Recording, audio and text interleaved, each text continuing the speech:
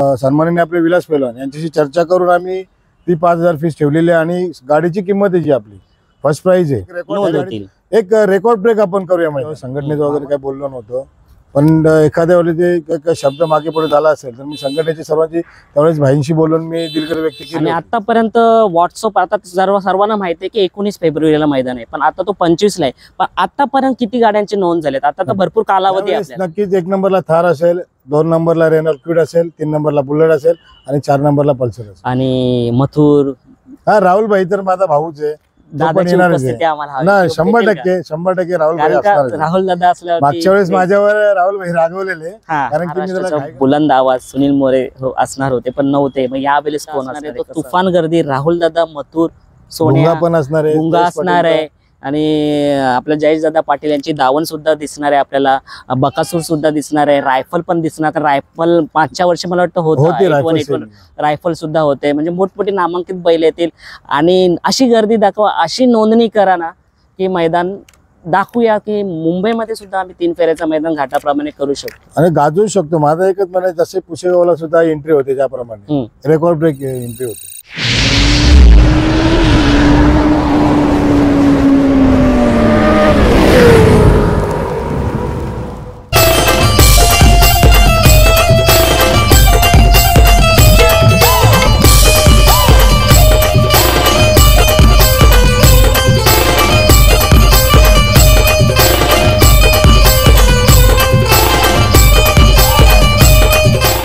नमस्कार मित्रांनो, काव्य मधुराज व्लॉगमध्ये आपलं स्वागत आहे। आणि आपल्याला आज एक महत्त्वाची माहिती अपडेट देणार आहेत आणि ते अपडेट काय आहे ते आपण साईराज दादांकडून जाणून घेऊया। सर्वप्रथम मी साईराज दादाचा मनापासून धन्यवाद बोलतो, कारण का गेल्या वर्षीच मला वाटतं 3 फेऱ्याचं मैदान मुंबईमध्ये तर बिनजोडचा मैदान आणि 3 फेऱ्याचं मैदान कमी होतं, पण साईराज दादाने जिद्द दाखवली की जर घाटावरती आपली बैलं जातात 3 फेऱ्यासाठी तर मुंबईमध्ये का नसावा। तरी हिंमत आपल्या साईराज दादांनी दाखवली आणि मागच्या वर्षीचा मैदान सक्सेस करून दाखवला आणि 3 फेऱ्याचा मैदानाचा प्रथम क्रमांकाचा मानकरी होता वरदान 50-50 आणि त्याच्यासोबत महबूब होता, वैभव मुठे यांचा। सो चला आता या वर्षीची काय कशी रूपरेखा असणार आहे मैदानाची आणि काय मोठे अपडेट आहे ते आपण दादांकडून जाणून घेणार आहे आणि परमिशन सुद्धा आपल्या समोर आहे ती सुद्धा आपण व्हिडिओ मार्फत दाखवणार आहे। काय बोलू दादा, 19 फेब्रुवारी म्हणजे शिवजयंती निमित्त आपला मैदान भरणार होता, पण त्याच्याबद्दल तुम्ही अपडेट देणार आहेत?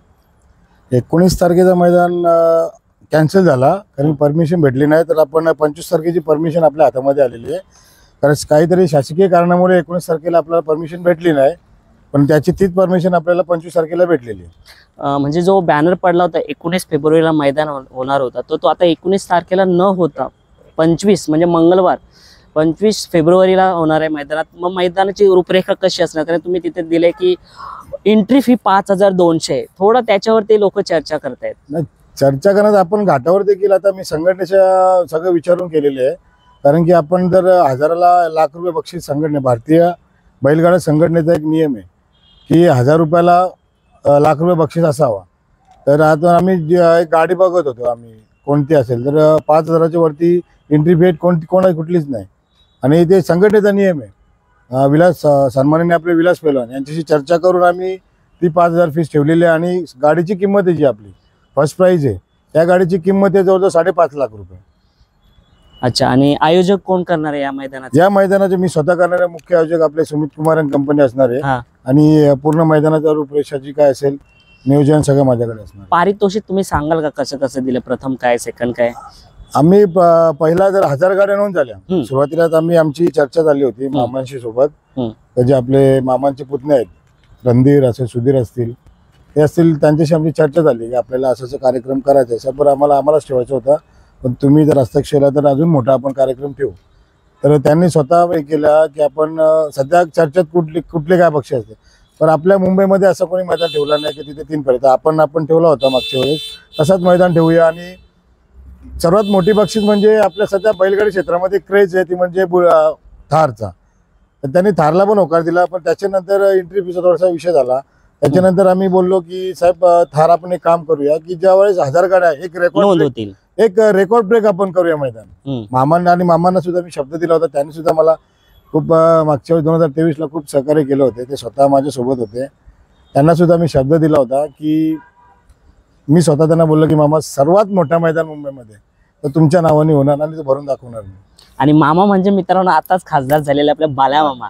तो बाल्या मामाने मागे पण आलो होतो, काही कारणास्तव पाऊस पडला, मैदान तो झाला नाही, तेव्हा पण टू व्हीलर होत्या, बाईक ठेवल्या होत्या आणि आपण तो दाखवला होता आणि दादांची मुलाखत पण झाली होती. पण काय पाऊस पडल्यामुळे ते आपल्याला टाकता नाही आली, काही रिझन असतो. पण आता सुद्धा जो मैदान होतो रितसर होतो आणि शासकीय परवानगीनुसार होतं. पाहू शकता 25 तारखेची भेटलेली, आपण याचा फोटो सुद्धा पोस्ट करणार आहोत. तर परवानगी आपल्याला भेटलेली आणि मैदान हा ओपनचा मैदान असणार आहे. आणि निकाल कसं काय दिलं जाणार त्याचा? निकाल आपल्या मुंबईचा जसं आता घाटावर पण देखील तोच नियम वापरला जातो. आपल्याकडे बैलाचा नागपुडी लागली तर निर्णय देतो आपण धाग्याला ना, घाटावर पण आता तोच नियम आहे. एका बैलाचा पाय जरी असला पट्टीवर निकाल रेषेवर आणि एखाद्या बैलाच्या नागपुडी जर त्या निकाल रेषेच्या असेल तर दोघांना सामना दिला जातो. त्याच पद्धतीने आपण मागच्या वर्षी देखील तसाच केला होता, नियम घेतला होता आणि यावर्षी त्याचाच नियम असेल. आणि आतापर्यंत व्हॉट्सअप आता सर्वांना माहिती आहे की 19 फेब्रुवारीला मैदान आहे, पण आता तो 25 ला आहे. पण आतापर्यंत किती गाड्यांची नोंद झालीत? आता तर भरपूर कालावधी आहे आपल्याला. प्रथमतः मी जी 19 तारीख फेब्रुवारी घेतली होती, कारण की मला कुठले कॉमेंटेटर आणि समालोचक भेटत नव्हते त्यावेळेला, तर सगळ्यांची डेट ही 19 खाली होती. आणि महाराष्ट्राचे आराध्य दैवत छत्रपती शिवाजी महाराज यांच्या जयंतीनिमित्त हा मैदान आम्ही आयोजित केला होता. आणि शासकीय परवानगी असं झाला की त्या दिवशी आम्हाला कोणती शासकीय सेवा भेटणार नाही, पोलीस बंदोबस्त वगैरे कुठलाच भेटणार नाही. कारण की त्यावेळी इकडे सर्व जागावर महाराष्ट्रातून नाही तर पूर्ण गावागावात ती शिवजयंती साजरी केली जाते. तर आम्हाला पोलीस प्रशासन पुढे मध्ये भेटणार नाही आणि एवढा मोठा आयोजन आहे, तर आम्हाला शासकीय ते हस्तक्षेप असल्याशिवाय आम्ही तेवढा मोठा मैदान करू शकत नाही. कारण की मी एकटा आणि माझे सहकारी एवढा लाख पब्लिक आली तर त्यांना मॅनेज करू शकत नाही. त्याच्यामुळे ती आम्ही 25 तारखेचा मैदान दिला. दादा, येणाऱ्या बैलगाडा मालकांसाठी तुम्ही काय मेसेज दिला? कारण मागच्या वर्षी पण मैदान झाला होता, व्यवस्थित झाला होता, पण काही प्रेशर पण असतो, तर थोडी चूकभूल होते, तर तुम्ही काय मेसेज द्याल त्यांना? चूक ही माणसाकडूनच होते, तर विषय नाही. काही मध्येच आले होते थोडासा.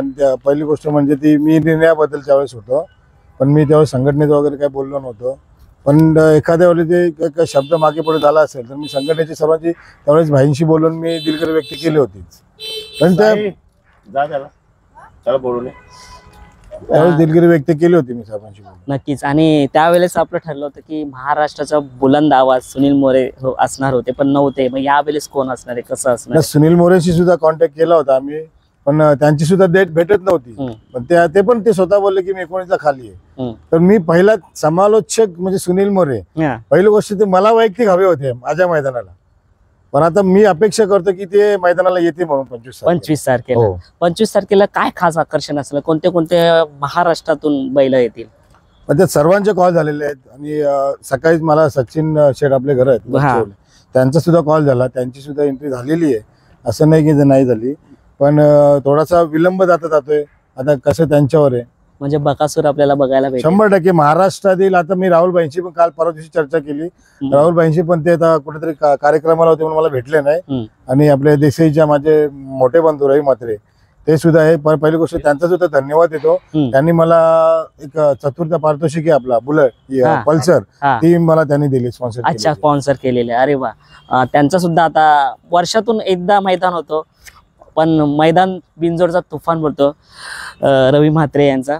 आणि आता देसाईचा मैदान झाला होता, तुफान मैदान भरला होता. आणि 2 मैदान होते आणि ते जरुरी पण होते, कारण का एवढी बैले येणार. आता एका मैदानच गर्दी झाली होती, तेव्हा मोह पनवेलचा मैदान होता, पण तिकडचा मैदान करून सुद्धा बकासूर आपल्या या मैदानाला आला होता. तो मैदानच तसा होता हिंद केसरी. आता तसाच मैदान म्हणजे खासदार केसरी मैदान जो आपल्या दादा भरवत आहेत.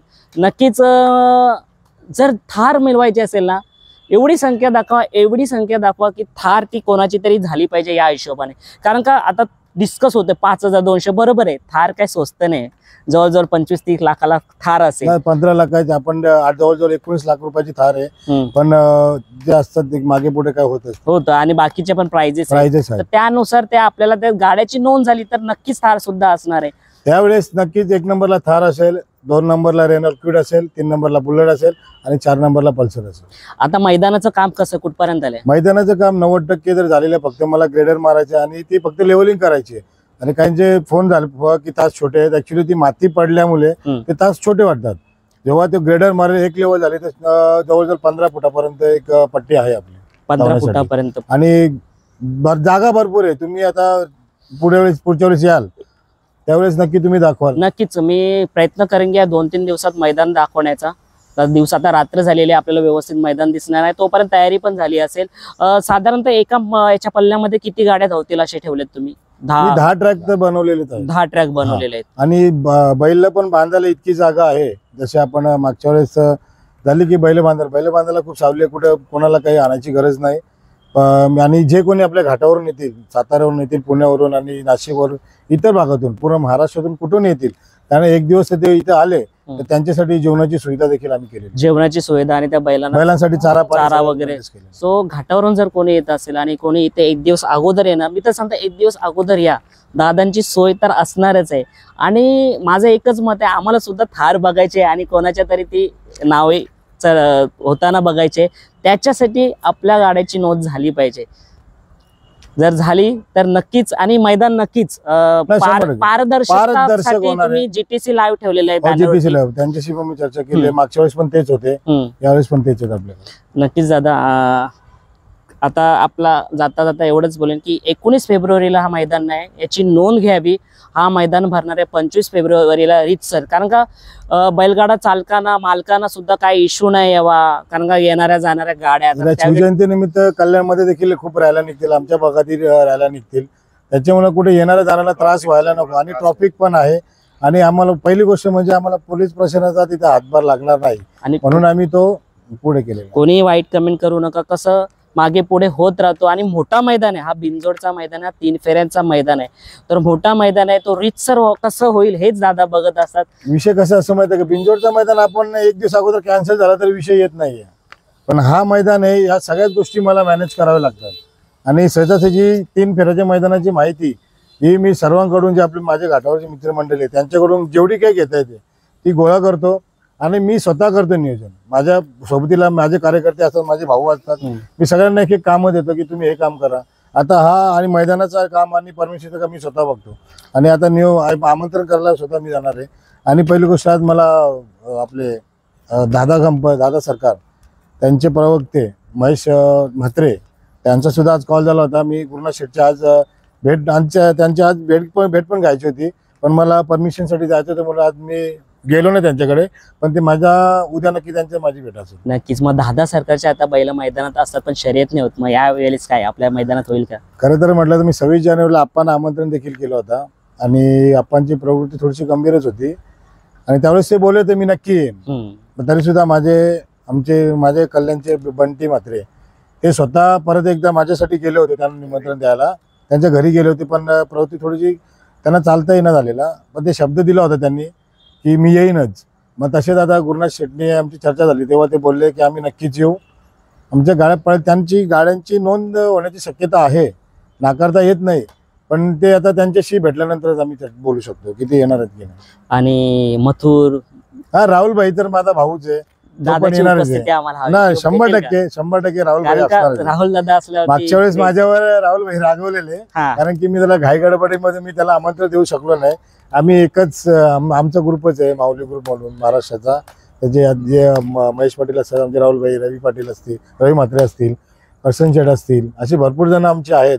तो आमचा ग्रुपच आहे. पण मी त्यावेळेस मला मॅनेजमेंट तेवढी हलक्यात जमली नाही, कारण की मला आमंत्रण देखील मला द्यायला जमलं नाही. नक्कीच. मला माझ्यावर रागवलं होते की सायराजनी मला आमंत्रण नाही केलं. ते मला बोलले पण भेटले तेव्हा, पण पहिला मी कालच फोन केला होता, आणि परत मी त्यांना पहिला भेटणार आहे. ओके. म्हणजे राहुल दादा सुद्धा असणार आहे, तो तुफान गर्दी. राहुल दादा, मथुर, सोनिया पण असणार आहे, गुंगा असणार आहे, आणि आपल्या जयेश दादा पाटील यांची दावण सुद्धा दिसणार आहे आपल्याला, बकासूर सुद्धा दिसणार आहे, रायफल पण दिसणार. तर रायफल मागच्या वर्षी मला वाटतं होतं, रायफल सुद्धा होते. म्हणजे मोठमोठी नामांकित बैल येतील, आणि अशी गर्दी दाखवा, अशी नोंदणी करा ना की मैदान दाखवूया की मुंबईमध्ये सुद्धा आम्ही 3 फेऱ्याचं मैदान घाटाप्रमाणे करू शकतो आणि गाजवू शकतो. माझा एकच म्हणायचं, जसे पुशेगावला सुद्धा एंट्री होते त्याप्रमाणे रेकॉर्ड ब्रेक एंट्री होते.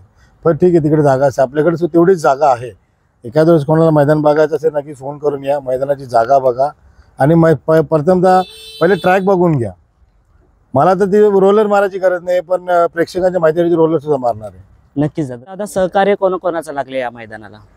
सहकार्य म्हणजे विशेषतः मला मी आभार व्यक्त करतो. म्हणजे माझे मागच्या वेळेस ज्यांनी मला खूप मदत केली होती, 3 वर्ष लगातार त्यांनीच मला मदत केली. म्हणजे माझे मित्र श्यामशेठ दलवी, देवरुंग भिवंडी, अच्छा कारण की परमिशन देखील मी त्यांच्याच नावाने घेतो अच्छा अच्छा. आणि ते मला खूप सहकार्य करतात. म्हणजे आता जे परमिशन भेटले ते त्यांच्या नावानेच भेटलेले आहे आणि सर्वांचा सपोर्ट असतो आणि सपोर्ट शिवाय कोणती गोष्ट होत नाही. म्हणतात ना, एक काठी असेल तर तुटते, पण जेव्हा 4 काठे एकत्र जमतात ना, त्याला कोणी तोडू शकत नाही. त्याच्यानंतर मला गावाचा देखील तितकाच सपोर्ट भेटला की एवढी जागा अरेंज करणं सगळ्यांनी कुठे जमत नाही. सध्याच्या आपल्या मुंबईच्या एवढ्या डेव्हलपमेंट एरियामध्ये जागा तेवढी, पण आमच्या पिंपळगडमध्ये खूप जागा ठेवलेली, आमच्या समाजाने, आमच्या गाववाल्यांनी जागा ठेवलेली आहे. आज त्याच जागेचा वापर बैलगाडा क्षेत्रामध्ये होते. त्यांना सुद्धा गर्व आहे की त्यांना सुद्धा जी बैल ते TV मध्ये बघतात ते आज येते काही दिवसामध्ये त्यांना प्रत्यक्ष बघायला भेटेल. त्यांचा देखील त्यांना आनंद आहे. नक्कीच. मी मागे सुद्धा फॅमिलीचा आणि गाववाल्यांचा व्हिडिओ घेतला होता. त्याच्यामध्ये गाववाल्यांचा पण तितकाच हातभार असतो. आज कोणी जागा थोडीशी सुद्धा देत नाही, पण हा गाव असा एकत्र येतो आणि कोणता कार्य असेल तर कार्यासाठी होकार असतो. दादा त्यांचा सुद्धा मी सुद्धा मनापासून आभार मानतो, कारण त्यांच्यामुळे आज आम्हाला 3 फेऱ्यांचा मैदान बघायला भेटतो. चांगले आभार पहिलं त्यांचंच आहे, कारण की सगळ्या गोष्टी मी विचारून केलेल्या आहेत. तर कोणी अफवा केलेल्या आहेत की जागा देत नाही असं तसं, पण मला मागच्या वेळी 3 वर्ष 2 वर्ष सपोर्ट भेटला, तसंच याही वर्षी सपोर्ट होता. पण जागा थोडीशी ओली असल्या कारणाने तो मैदान पुढे गेलेला आहे, कारण की खाडीपट्टा आहे, थोडंसं पाणी येतो आणि तो मिठाचा पाणी असल्यामुळे ते लवकर सुकत नाही. त्याच्यामुळे थोडासा प्रॉब्लेम होतो, म्हणून यंदा तो मैदान थोडासा लांबवला. जाता जाता काय मेसेज द्या? मी जाता फक्त सर्वांना एकच सांगतो की मोठ्या संख्येने उपस्थित दाखवा आणि मुंबईमध्ये सर्वात मोठा मैदान होऊ शकतो हे बैल मालकांनी दाखवायचे. धन्यवाद. धन्यवाद.